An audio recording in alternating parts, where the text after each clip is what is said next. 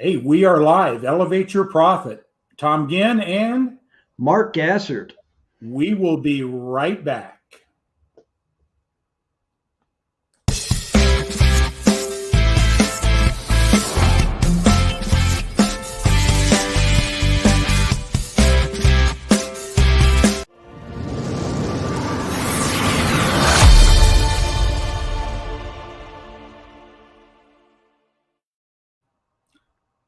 How'd you like that one? That was unique. I like that, man. That's, A bomb blast in the yeah, past. And yeah, we always talk about Benjamin Gay the third says, we got to promote our corporate sponsors. yes. If he is our number one sponsor out there, we won't let you go ahead, Mark, and just say if it wasn't He's for talking about this, everybody, ASEA, and something I use. A lot of you know I umpire, and it's, I always kiddingly ask people this. Tom laughs when I came up with this. How's your cellular health? How's it signaling out there? What's it doing for you?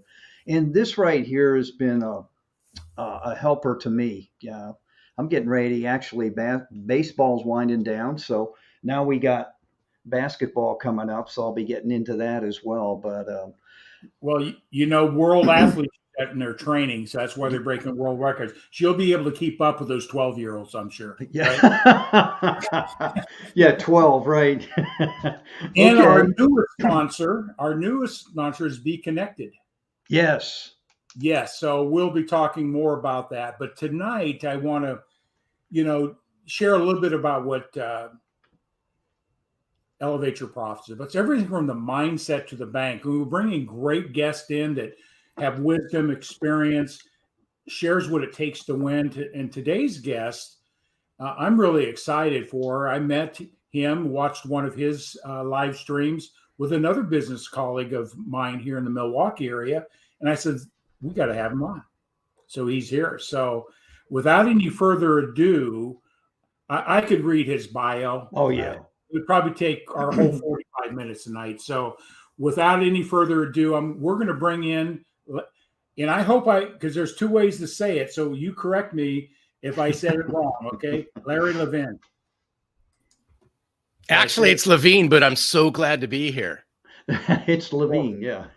Levine, I should have confirmed that again, because there's another celebrity out there that goes by Levine. They pronounce it the way he's a big talk guy, on TV. Yeah, no, it's all good, but I'm super excited to hang out with you guys.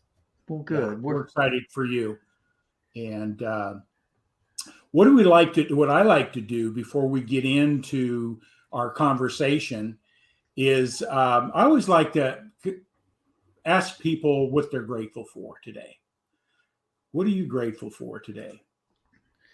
Well, a couple of things. I'm grateful that I actually woke up this morning. So that's a positive thing. But setting aside from that, I'm just grateful that over the past couple of years, I've been really able to bring this message around selling from the heart and the movement that we're building throughout the whole sales community. It's just based on being true to yourself, unpacking who you really are, and bringing authenticity to the forefront, especially in a world where trust and credibility is real low. I'm just super grateful I get to share this message every single day. Yeah, I'm excited. We'll get into that here in a second. So, Larry, what I'd like you to do before we get into that is, the way we talk on this program is your why, your story.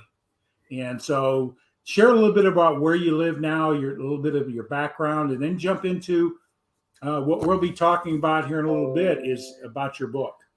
Oh, no, sure is. So I'm out here in Southern California. So I'm sandwiched in a community just northwest of Los Angeles. I'm coming to you right now from Thousand Oaks, California. So I'm kind of right in between, just a quick geography lesson, in between Los Angeles and Santa Barbara, just inland from Malibu. But what's been really interesting as I've been in Southern California area almost my whole entire life, what's really unique about my story, and I'm going to really unpack my why here in a moment, guys, is I spent almost 30 years in one sales channel. Wow. I didn't jump around from a sales channel or different sales positions, different companies and so forth.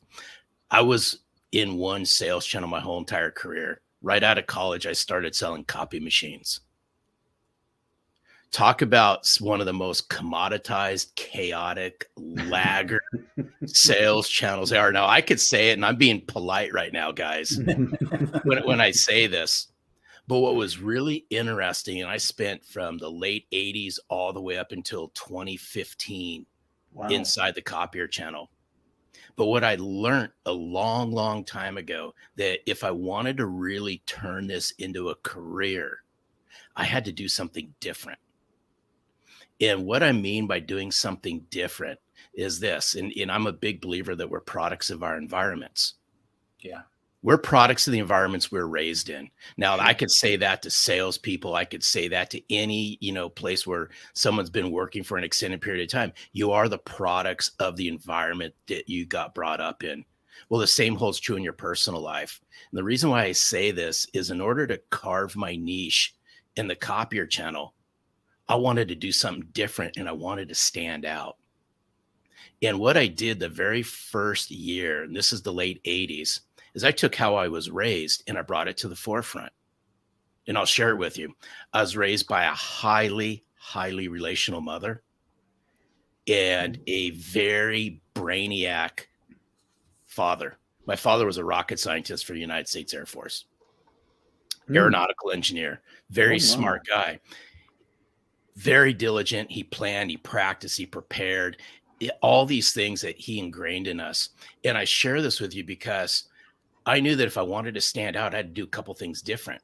I brought relationships to the forefront and I built genuine relationships like my mother was building with us and how I saw she build them.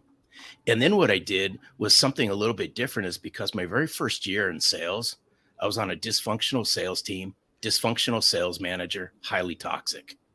And I said, hey, you know what? I'm really not learning anything. So I have to do something different. If I don't hold myself to a higher degree of standards, I don't know what's going to happen. So I made certain things non-negotiable and I learned the art behind self-managing myself. These are the things that I learned from how I was raised. And I bring this together because it was those two things that propelled me amongst many others in the copier channel for, almost 30 years, is I learned how to build genuine, meaningful, deep relationships. And every single day I planned, I prepared, and I practiced the art behind selling. And I made it non-negotiable. I held myself to a higher degree of standards than any sales manager I ever had held me to. And it worked. It worked month over month. It worked quarter over quarter, and it worked year over year. That's what made me me. And that's it. And it was until the day that I left the copier channel and then I brought this to the forefront, is we must bring genuine, authentic relationships to the forefront. We must bring meaningful business value to the forefront. And we have to do this every single day. We have to be disciplined about it. And we have to be radically consistent behind it. But what was really interesting, and I'm staring at your why, it wasn't until recently, when I say recently, it was this year, that I really went on this journey to unpack my why. And once I unpacked my why and I understood it, now I understood why I was doing the things I was doing for decades. So my why is, I believe success happens when I contribute to a greater cause. And it's pretty evident because I look back at all the things that I did and I was always contributing to a greater cause. Larry, that's profound, because too many people do things just because of the money, and that's short-lived. I'm just talking from my comment here. So having a vision, a purpose beyond yourself is what you're speaking of there. Yeah, and it's really interesting. And I don't want to say money does mean something. I mean, to all of us, it does. Because if somebody says, hey, money just doesn't mean anything to me, I'm going to question it just a little bit, because without money, we know what happens. But what I'm saying is, when we can learn how to put others before ourselves, it comes back. But I played my whole entire career, and still to this day, I play the long game. I don't play the short game. And there's too many that play the short game. And the short game will create some results. It will create some money, but short-term thinking does not create long-term sustainability. You said something there, because I've been in sales since 1983 and all different roles, run organizations. I was in the financial service industry and worked after I got out of that, I worked in sales consulting and sales training for some organizations. And the mentality in the day was, you ain't got time for relationships. Get out there and go make a contact and close the deal. You know what I mean? So I grew up in that thing, and we got to hustle. And I haven't got time to make that relationship, but you can make relationships. And I think that's what's a lot about in your book, quickly, authentically, because old school was, it's not about the relationship. It's about getting it done. Yeah. So here's what's interesting. If we all go back, one of my favorite sayings, guys, is what's forever old is forever new. What's forever old is forever new.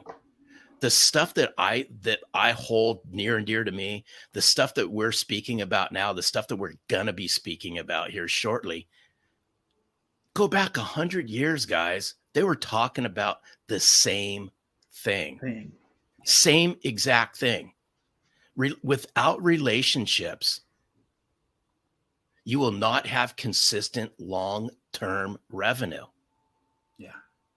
And there's a lot of transactional thinkers out there, and there's a lot of transactional business models. That's okay.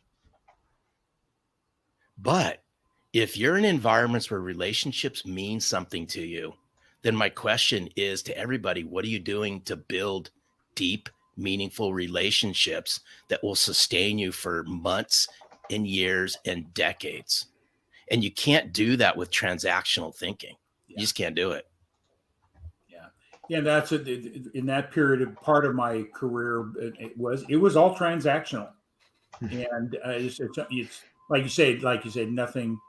How'd you say that? Nothing is old is nothing new. I said what's forever old. I said what's forever old is forever new. I mean, if you went back to the Andrew Carnegies of the world, right? The Napoleon Hills of the world, the Henry Fords of the world, the Rockefellers. And if you asked them, do relationships matter? 100%. If they were all sitting with us right now, they would all say, yes, relationships do matter. And that's sort of the buzzword out there today, but how we communicate it, what it means. And I think that's where you'll be going is how do you do that, right? How do you build those relationships with your book? So I got a question before we get into your story, is you talk about relationship. I'd say I did a lot of sales training, hired a lot of people in my career.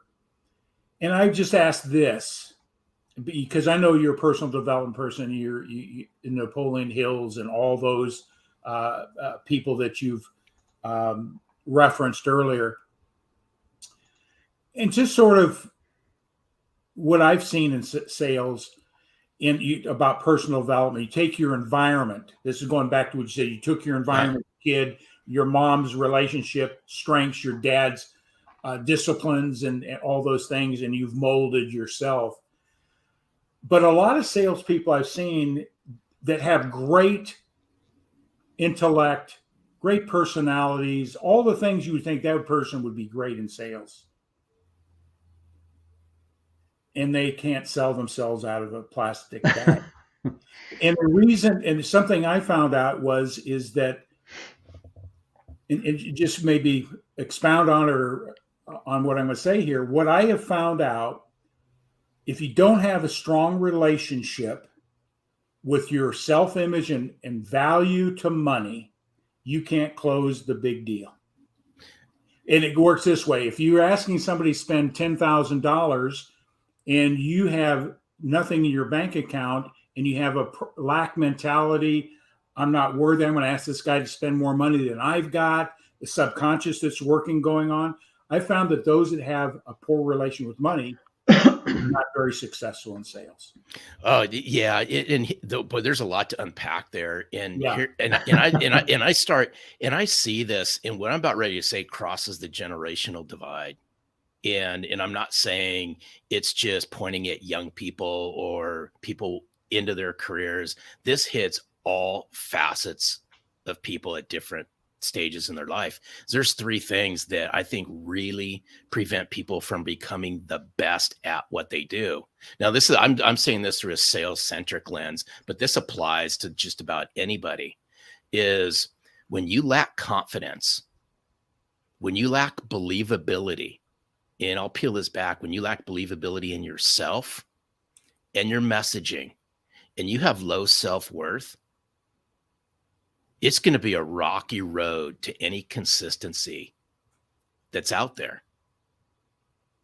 And it's interesting because these are the things that you, amongst the many others, if you can really work on it every single day on your confidence, your believability, the believability in your messaging, and then how you deliver that with clarity, with conviction, with conciseness, and you have high self-worth, watch what starts to happen. But here's what's interesting when it comes to relationships is it's hard to build deep, meaningful relationships if the relationship you have with yourself is out of whack. Now, y'all stop and think about that one for a second, because there's a lot of assuming that goes on. Now, this is sales centric again. There's a lot of assuming that goes on. We assume as sales managers, as sales leaders, insert whatever title y'all want to use. We assume that salespeople understand how to build relationships. And I'm here to tell you, many struggle with how to build relationships. And here's the interesting part. And here's my challenge to everybody is there's a couple phrases that we all use. And they're used now. They're going to be used well off the time that we're off this planet. It's a couple of them. People buy from people. We've heard that one before, right? Right. And then here's the other one. People buy from people they know, like, and trust. That's the second one. So I'll submit to everyone, if we can buy into those two phrases, then what are you doing to build your people skills? And what are you doing to build your relationship building skills? Because if those two are out of whack, those two sayings don't make any sense. Right. That's my 2 cents worth. Yeah. So I just thought, that just triggered a thought. I wanted to throw it out there. Thanks for expounding on that. I'm going to talk a little. I'm going to bring something up here about your book. I'm just going to show everybody your book here. So let's see if I can get that up. This is your book. Yes, it is. Thank you. Your book. So why don't you just share what's in this book? In less than 30 minutes. Now, I'll give y'all the flyover, and then you can dive into it. But what was interesting is when I decided to write the book, I just didn't want to write a book. I wanted to write a book that packed a little bit of a punch. And the book's pure conversational style, but it takes people on a journey. And the book's written in 2 halves. And the first half of the book is the subtitle. It's how your authentic self sells you. I take people on a journey of self-care, of self-reflection, of self-acceptance, really understanding who you are. And it's okay to unpack who you are. Because if we don't, it's hard to really bring the best version of ourselves to the forefront. Yeah. So the first half is all the skills you need to bring your authentic self to the forefront. The last half of the book is then we apply sales skills to how you bring authenticity to life to help you grow yourself, your business, and your client's business. You just said something there that, I didn't get it for years, is that the biggest majority is on processes and training and how to do a presentation, how to do certain things in the sales process, and never really teaching people to do the work on the inside, how to become better from the inside, like you said, develop your confidence, understand what's been holding you back and breaking through that. So as as an author and experienced salesperson, in your work and getting this message out, how important would you have that conversation with, say, a sales manager? What are you doing in and around personal development for your people? Oh man, I could talk literally for hours on this one, but the why I'm bringing this to the forefront and why my foot's on the gas pedal on this. If I look back at 28 plus years in the copier channel, there was not one sales manager that ever said, right, insert all of us, right, as a team together. Hey, guess what? Over the next 90 days, over the next 6 months, we're going to go on this journey to self-discovery. And in doing this journey to self-discovery, this is what we're going to unpack that's going to help you become better. It's going to help you sell more, and you're going to have a fulfilling career with it. That never happened. Never. Not one single time. I had to do this all on my own. But what was really interesting is I've learned more in my 50s on the road to self-discovery than I did in my 20s, 30s, and 40s combined. And one of my favorite sayings is, is the inner work that you do will fuel the outer success that you have. See, in sales, whether you're a salesperson or you're a sales leader, you're a sales manager, y'all do wonderful things around the outer work. We're all benchmarked on the outer work. These are sales skills, right? Where you sit on the totem pole. All these things are outer success related. But I will tell you this, and it happens to all of us. We all have something in the closet that's preventing us from becoming the best version of ourselves. It's hard work to do this inner work. And I say this because I went down this journey. I kept stuff hidden for a long period of time, and it would wreck on me. It wrecks on your relationships. It wrecks on your career. But when you're willing to go down this road, and I think what we've been through over the last couple of years, more and more people are more comfortable talking about this now than ever before, So as a sales leader or sales manager, depending on how your title and how you want to classify yourself, if you want to get the best out of your people, help them become the best version of themselves. I'm a big believer that, authenticity is a lifestyle. It's not a light switch, whether you're a salesperson or you're a sales leader or manager. It's those authentic sales leaders and managers that bring their heart to the forefront. Soon develop a subculture inside their company that sells from the heart. Now, and this is, some people are going to go, hey, Larry, this is mushy stuff. This is touchy-feely stuff. But I will tell you this, soft skills will yield you hard dollars. Larry, there's statistics about what you're talking about, because when I was doing sales training development, understanding our subconscious thinking, the things I learned from Bob Proctor and that, and I was out wanting to help sales organizations produce, and I ran across the statistics. Companies spend money on training, Mark sells training, and what they found out, and I don't know the exact numbers, but it was worth, they go through the training, and they see a spike of 6 to 10% improvement in performance, and then it drops by 50%, and that's a new baseline. What they found out that those companies or sales organizations, what you did is help your people become better through self-discovery, personal development, all the things we want to. What they found out that the spike in productivity was like nearly 40% increase, and it dropped, and they netted out because they changed behaviors and beliefs. They found out the productivity increased an average, I think it was around 23%, and stayed consistent. And the next time they did another round of self-development, they saw those spikes, and the productivity is rising all the time and didn't drop down to some old baseline. Have you seen those studies? Yeah. Well, here's what's interesting. When's the last time, I'm just going to throw this out.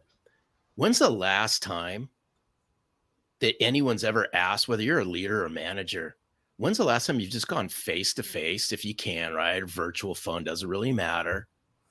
And just asked your people, how can I help you become better? What does the next 6 months look like? What's the next 3 months look like? What's one thing you're struggling with that I could help you with? Just think about that for a moment. There's so much disconnection that's going on right now between salespeople and the people that they report to. I think as and this is just going to roll out. And here's what's interesting. And there's no deep research on it. It's just pure observation, is the way that sales managers treat and communicate with their salespeople. Mark my word, that's exactly what happens when their salespeople are communicating and interacting with their customers. Yep. Think about that for a second. We're products of the environment we're raised in. I promise you, if salespeople are in a toxic, highly dysfunctional environment and they choose to stay in that, they carry that right out into the field. And sales managers and leaders, you have 100% control of how you show up and how you interact with your salespeople. You know, coming from in business and sales all these years, very seldom did I hear this conversation that we're having. Very few. And then when it did come up, I wasn't aware enough to embrace it. I was stuck in my own paradigms and belief systems. It's only through mentorship and coaching have I developed to be more effective in my sales. I just thought if I could just grind it out, make more phone calls, be more persistent, do the follow-ups more assertively or aggressively, whatever you want to term, that all worked, but it didn't work to the way that I know how it works today, is cultivating that relationship. What would you say to somebody that poses you this question? I'm a sales manager. How long does it take to teach somebody how to build a relationship? You can build a relationship quickly. I mean, we just met here a few weeks ago. We had a great conversation, and I think we came away with some real strong relationship, common bonds, understanding. How would you communicate that to managers? Time is important, but I want my people to learn how to become relationship oriented. So I want to touch on this because there's a lot to unpack there. Yeah. And salespeople fall into this trap all the time. Salespeople want to be liked and they want to be friends with people. They want to build relationships. I totally get it. Totally understand it. But here's what and I'm talking right at sales leaders and sales managers right now. When I say this, is what I'd be doing in order to build these relationships. There's a couple things that has to happen before that even happens. Couple simple things. Are you trustworthy? And are you credible? Because it's going to really be hard to build a relationship with anybody if they don't trust you and they don't think you're credible. You're a salmon swimming upstream on this one.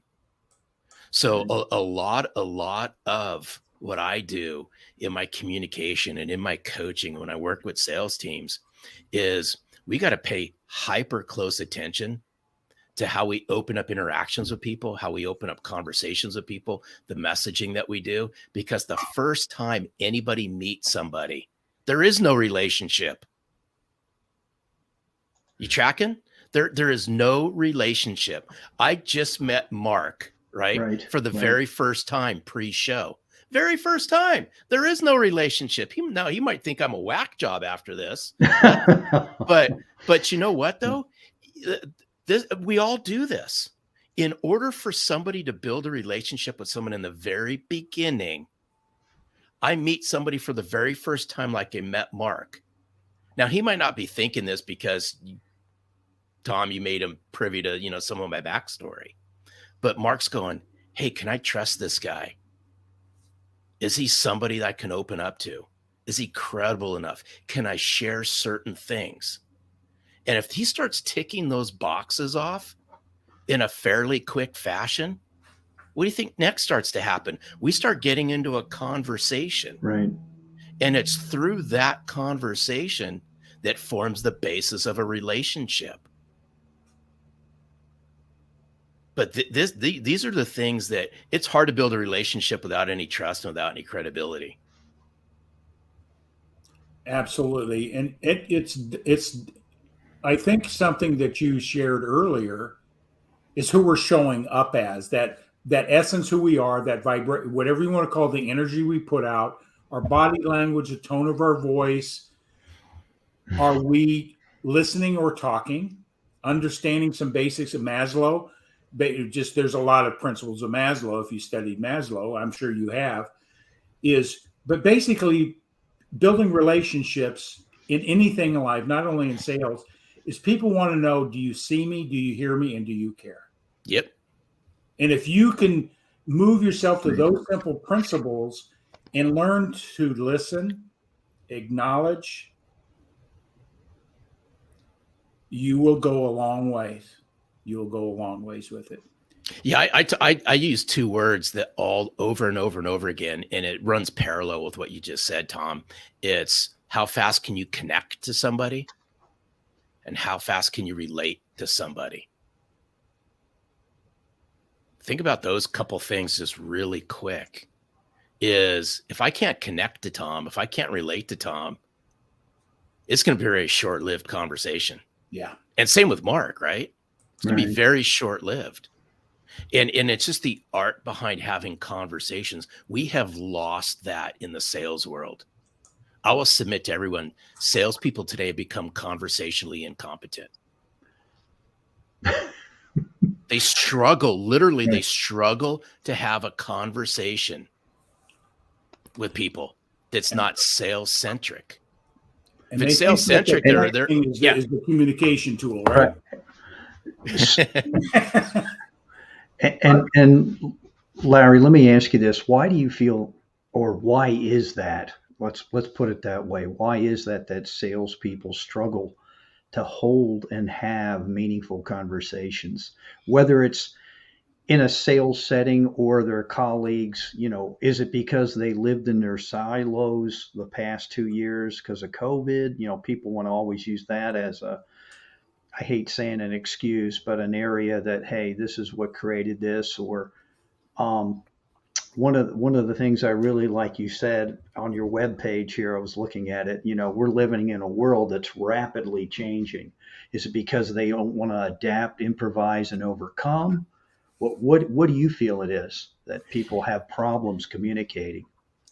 It's because, wow, a couple things. We live in a fast food microwave society. We want stuff instantaneously. Right. Right. And we want, as salespeople, and I'm a sales geek at heart. I love everything about sales. But let's just face it, most salespeople want the sale as fast as they can get the sale with as little work as possibly they can do. I'm a big proponent. When you slow things down, you actually speed things up. Yeah. And it is really hard to properly help somebody do better business through one or two interactions.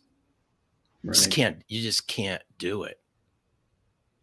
However, it goes back, do you know me? Do you care? Do you care about me? Do you see me? What do you know about me? I held myself to this standard, and I'm going to really unpack this some more, Mark. But when I was interacting, and I interacted with high-level executives, mid-level decision makers in the copier space, and then in the tech space. But I did know this: the more comfortable that I made somebody feel about me, the more comfortable they would open up about them, their business issues, and how I might be able to help, more so than they would somebody else. Right. But here's the other thing. The reason why I say salespeople and just people in general become conversationally incompetent is because of these. Yep. Right? We hide. I mean, Yeah. I mean, this is a necessary now, but we Right. hide behind these. Right.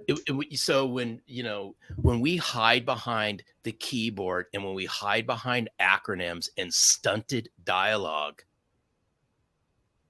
it never gets to the true meaning behind somebody. And so here's what's interesting. So I shared with people my why.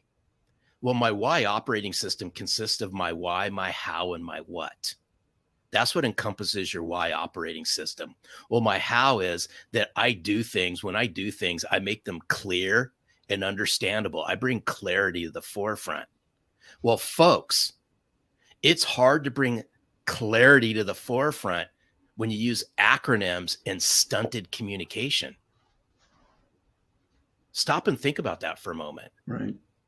So when you bring stunted communication and acronyms and one-sided dialogue to people, what do you think starts to happen?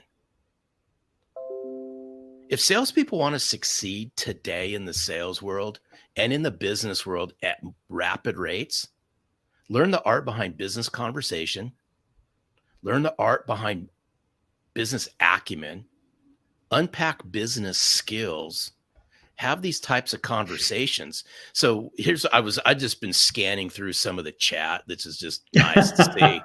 And here's what's interesting. If you want to build a trusted, credible relationship with somebody, and I'm talking sales to a business owner, a business executive, a middle manager, here's what I do. Now, I think chat's going to blow up here in a second, but just bear with me on this, people. It's all makes sense. It's don't talk about the weather, fishing, sporting events, and things like that. There comes a time and a place for that. You want to build trust and credibility, and you want to start off a conversation with somebody in a different manner. Bring insights to the forefront. Bring business conversation to the forefront. Share with them that you're working with people just like them. And these are the things that you've been working on. I'm just curious, how do you see this playing out in your world? Completely flip this thing around. Because here's what I found is, let's just say in the world that we live in today, that's short-lived, microwave compressed, you're asking somebody for 15 to 30 minutes of their precious time. And what do we do in the first 10 minutes of the 15 to 30 minutes of their precious time? What do we do? What'd you think about Packers? Hey, what do you think of that game? Right. All the same things that everybody else does. And they just kind of glaze over. They play along with it. How about this? What happens in the first 5 minutes of that conversation? You bring some business insight and some ideas to the forefront and start that conversation off with, hey, I know something about your industry, your work, because over the last 90 days, I've been working with people just like you in these 3 areas. They will open up, their head will probably hit the back of the wall, or their face will hit the front of their computer screen, and they go, oh my gosh, right? What has just happened? Because mark my word, what will happen next? Not only will we get into a very good conversation, they will open up about themselves and all this. And it's the personal side and the business side all wrapped into one conversation in a tight 15 to 30 minutes. It can be done. It's mindset. You know, we've interviewed quite a few people, and with great people, great success and that. But you're bringing something that even they didn't even bring up, is what you're talking about here, is this depth of knowing who you are, how to build those relationships, how to open up the conversation from out of what we've been conditioned thinking, well, we just got to warm them up a little bit. Hey, tell them, oh, I see you got a marlin on your wall here. You love fishing? You know, I mean, that's what we've been taught for years, right? Bring something up and start building conversation around. How many times have they heard that from every person who's parked themselves in front of their desk to ask to do business with them? So this is, I mean, I geek out on this stuff. I'm going to jump through the screen here in a second. But I mean, just think about this. Regardless, if you're like, say, for instance, you're calling into the financial space and you're calling into finance managers, finance leaders, and you're a salesperson. And through however many touches it takes to get that first appointment with somebody, and then we waste it because we act just like everybody else. Imagine what it would be like in the first 5 minutes of a conversation with a financial decision maker. If you can open up that conversation and say, hey, you know what? In last week's edition of CFO magazine, I was reading that interest rates are at an all-time high right now. How do you see interest rates affecting your business? I'm just curious. What are your thoughts on that? And then stop and don't say a word.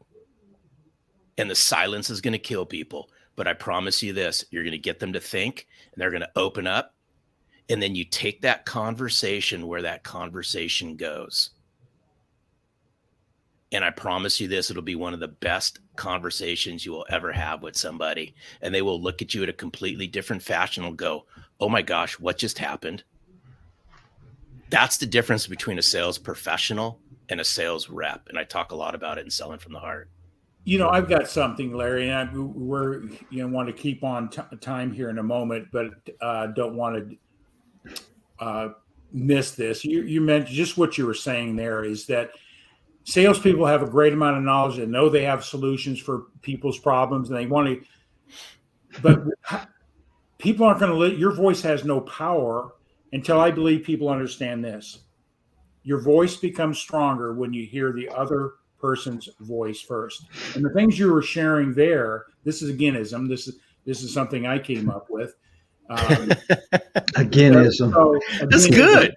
But it comes down to that relationship that we talked about. Relationships is listening to other people. And then when you do speak or do offer a solution, it now has meaning because the psychological, you saw me, you heard me, hey, and you really care. Now your voice does have more meaning, more purpose, and more power. And I'd say power in a positive way. There's different ways people interpret power. But anyway, I just thought I'd put that up. Would that be strictly in line with what you're teaching in the book as well?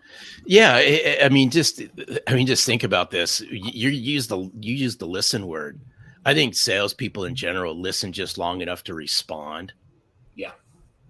As opposed to intentionally listen. What's behind what that person just said? I use the term leaning in, right? You got to lean into these conversations.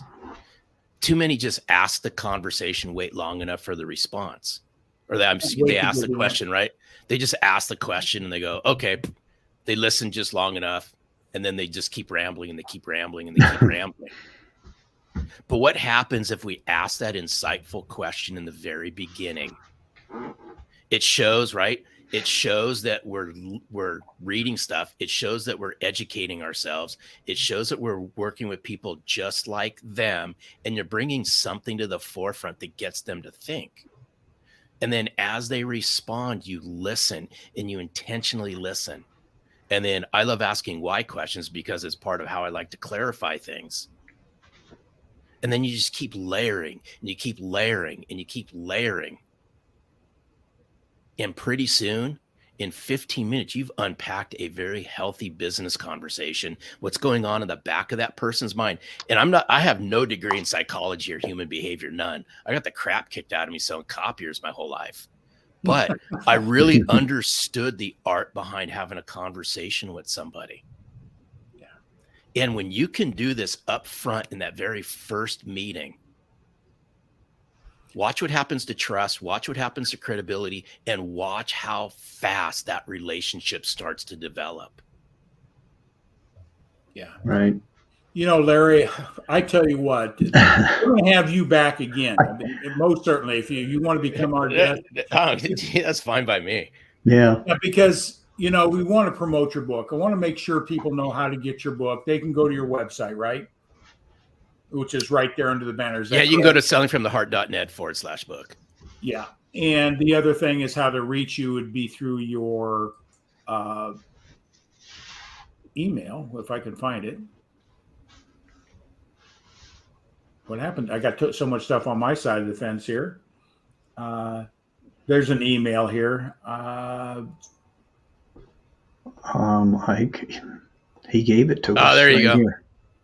There we go. Okay. Hey, I'm telling everyone, it's rare that I throw my email out on a podcast. But here you go. Here's my email. If anything that we discussed resonates with you, and if you want to take it offline, just there's my email address, put this podcast name in the subject line, and I will get back to you. Right. Thank you. In closing, what would be the one thing that you would say about our conversation? If somebody's out there in business, they got a sales team, or they're in sales themselves, or they're desiring to go into business themselves. In business, you got to learn marketing, you got to learn how to sell and all. What would be your parting word tonight that would maybe guide them to take the right step in the right direction? What would that be? So, here we are, and thank you for asking. So here we are, we're on the cusp of 2023. And who knows what 2023 is going to hold in store for us? We really don't know. I can't wave a magic wand, and I don't read crystal balls. But what I do know about this is such, and I'll leave everyone to think about this.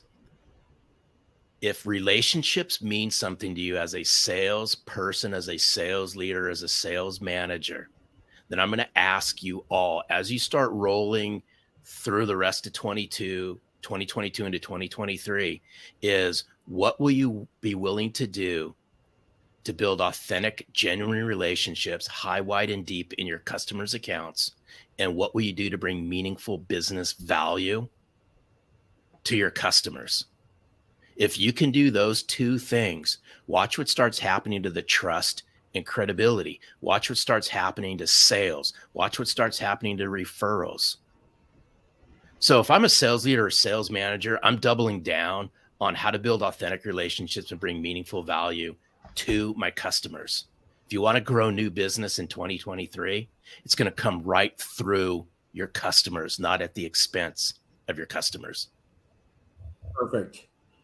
Larry, Mark, you got any final questions? Well, all I was going to say is when he talked about, in having engaging conversations, I did something last week. It was a blast for me. I went to a trade show, and it was a lot of fun talking to people, what you were talking about. And some people thought I was crazy because he said, "You don't even know these people." I said, "Yeah, but here's how we're going to figure it out." But no, I had fun doing it, and it's what you talked about, living in a silo and use texting or DMing or whatever, and it was great, and I wasn't even. This was in my briefcase or whatever. I didn't even look at it, because I was dealing with people like this. It was fantastic. I learned a lot about business and what you talked about, what people are struggling with right now as business owners, directors of sales, VPs of sales, what they're dealing with, bottom line versus they would love the relationship and not be so transactional. And, it's interesting when you talk to people. Yeah.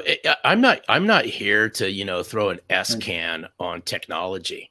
No. None whatsoever. Technology is wonderful. I mean, we live in a technology crazed and driven world.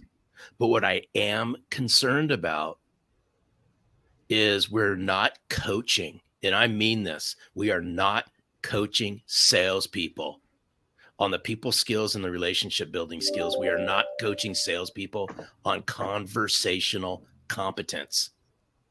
And it's hard to do that when we hide behind keyboards, we have templates, and we have automation. It's hard to do that. Yeah. Well, with that segue, I just want to encourage people, because I think this will be the foundation to explore how to move in the direction, learn how to develop relationships, selling from the heart, selling from the principle in his book. I'm going to really dive deeper into this book. I haven't had a chance to read it, but different pieces of it that caught my attention. I love the way you've written the book, Larry. So we'll have you back on if you like. All you got to do is ask. I'd be more than happy to. Okay. You'll bring a lot of value here. We need to have him back on, So we're going to put you in the back room under our conversation previous. You love blue M&Ms, so enjoy them. Oh, my. Oh, my. So we're going to put you in the back room. All Mark right. and I are going to wrap her up and hang on for a minute, okay? No, it's all good. Thanks, guys. All right. Right. Thank you, Larry. That was, we've interviewed a lot of people, but that was probably one of the most meaningful, delightful, purposeful, insightful conversations. He knows how to unpack it. Like, I love his terminology that he came up. That's a lot. There's a lot to unpack. And I can see why he's had the success and wants to get this message out there. In closing, Mark, anything else you'd like to say? Well, just everybody that joined us, thank you so much for being here. And again, I'll say thank you to Larry for sharing his message. It's something we all need to work on. And, I don't think anybody's exempt when he talked about conversations, whether it's in a sales profession or outside the sales arena. I think there are some people that are, inept at having a meaningful conversation of any kind, because what he was talking about, not that technology is bad, but some people hide behind it. And I think, it's running you instead of you controlling it or you running it. And, it's a tool. And just like what we're using right here, it's not the do-all magic wand silver bullet. And that's what he's talking about. And I really appreciate it. I still love when he says, we are live in a rapidly, and the way he said that, and I mean rapidly changing world. And that is so true. Yeah. Because things come at us, 24/7 all over the place. But I really appreciated his message. It's very good. Well, elevate your profits. You elevate your profit from the inside out. Everything else will take care of itself from there. So, Mark, we got to wrap it up. I know you got things to do. I got things to do, but right. Definitely have to get Larry back. You got it, buddy. Well, elevate your profits. We're going to play one of our corporate sponsors. Uh-oh. Short videos.